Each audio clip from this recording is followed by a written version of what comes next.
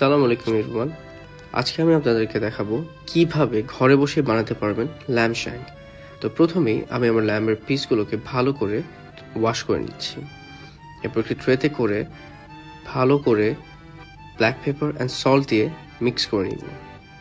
এরপর একটি প্যানে বাটার দিয়ে ল্যাম্বের পিসগুলোকে বাটার অয়েল দিয়ে হালকা ফ্রাই করে নিব।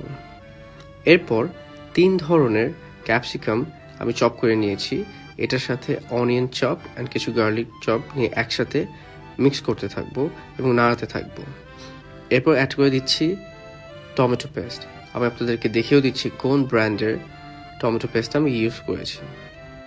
গ্রেভির কালার যখন অনেকটা ডার্ক রেড হয়ে যাবে তখন আমরা আমাদের যে ল্যাম্ব শ্যাঙ্কের পিসগুলো ছিল সেই ল্যাম্বের পিসগুলোকে গ্রেভির ভিতরে অ্যাড করে দিব। অ্যান্ড এরপর আমরা পরিমাণ মতো অ্যাড করে নিব পানি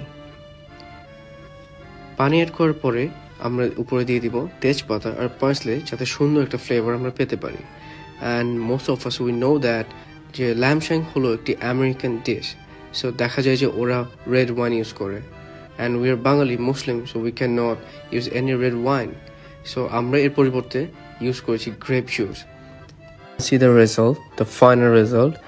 সো আপনারা চাইলে আপনাদের মতন করে এই খাবারটিকে পরিবেশন করতে পারেন। কেউ রাইস দিয়েও করতে পারেন বা ভেজিটেবলস দিয়েও করতে পারেন। আমি করেছি ম্যাশ পটেটোস দিয়ে। সো যে যার মতন করে আপনারা পরিবেশন করতে পারেন। So thank you for watching my video. ইনশাল্লাহ এরকম আরও অনেক খাবারের ভিডিও নিয়ে আমি চলে আসবো আপনাদেরই মাঝে।